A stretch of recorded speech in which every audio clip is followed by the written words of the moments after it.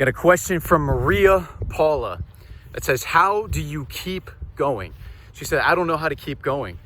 You know, a lot of times in sports, in training, in athletics, in jobs, in careers, in so many different things, we hit resistance. There's a good book about resistance, a little side note, called Do the Work by Stephen Pressfield. It's a super easy read, super quick read. It's a very small book, very thin book. And he's a tremendous writer. He breaks things down so it's not long, drawn out, dense paragraphs. It's, you know, the paragraphs are broken up by 1, 2, maybe 3 sentences. It's a very easy read, very simple read. But the premise, the basic understanding is that we all run into resistance. We all run into obstacles. We all run into challenges that want to halt us, that want to stop us from whatever path that we're on. You know, it could be as simple as me out here doing a workout. How do I keep going even though I'm tired mentally, physically, you know, emotionally, spiritually, whatever it is, whatever sort of way you're feeling tired, beat down, you don't know how to keep going. One of the best things, you know, and I've run into this recently myself. I've run into this, you know, me and a partner that we're doing some mental skills talks for some local teams here. We were planning on doing a speed and agility meets mental skills training. We met some resistance in a sense that it's the beginning of July. The class was going to be for the end of July into the early August.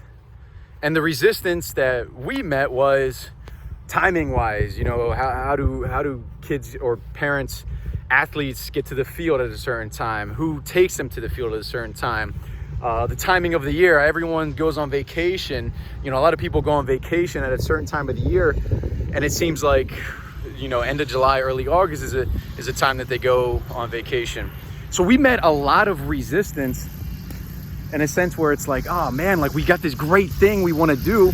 We've got this great value that we want to share with athletes, that we want to share with coaches. But the resistance we met was the timing of it. Now, the resistance that you meet might be, you know, your teammates are beating you up, or you feel like you're not satisfying your coaches, or you're not satisfying your parents. Or the resistance might be that you're putting in time, you're putting in effort, and you're just not seeing results. So, you know, the achievement-oriented people, the person that just wants to execute their skills and it's just not happening, or it's the control type person that all they want to do is win, all they want to do is go out there and compete, all they want to do is be immersed in the competition and gain that control. Or, you know, the worst feeling for them is losing. Whichever category you fall into, whichever thing is on the forefront of your mind right now, how do you keep going then, Maria Paula, is that you have to understand that emotions are fleeting. Emotions are something that it's going to come and go. Good emotions and bad emotions are going to come and go. Positive emotions, negative emotions are going to come and they're going to go. There's multiple intelligences to us. If I can even say the fucking word. We all have some sort of we have different types of intelligences, right? Emotional intelligence, cognitive intelligence, kinesthetic. You know, there's about a dozen or so that you can clearly label, you can clearly identify. That a lot of people will put a lot of time in identifying these multiple intelligences. But the fact of the matter is, the number one thing that derails us is the emotional side of things. I'm a victim of it too. You know, I was talking about that camp we were putting together. The emotional side of it is I want to serve, and it's like a shot to the heart when people say no, but it's just realizing it's not the reasons that we think in our mind. Everyone filters reality. Everyone's got their own reality going on inside their own mind. It's a matter of controlling the inner world, because it's very easy to see the outer world. And that outer world oftentimes creates what's going on inside the inner world with our emotions. So for simplification's sake, Maria, how do you keep going? This is a very simplified approach to it. Understand that the resistance, the obstacles, the pushback that we have is often due to the fact that emotions get in the way. Emotions block us, emotions kill us. And it's I'm not telling you to be emotionless. That's not what you want to do. What I'm sharing with you is learn how to be the master of your emotions. Learn how to be aware of your emotions when those negative emotions or those emotions that come in the form of resistance or come in the form of you shouldn't keep going, or that inner voice in your head, or you just aren't seeing the results that you want. Learn how to be aware of those things, but also allow them not to derail you from the bigger picture, whatever the bigger picture is for you.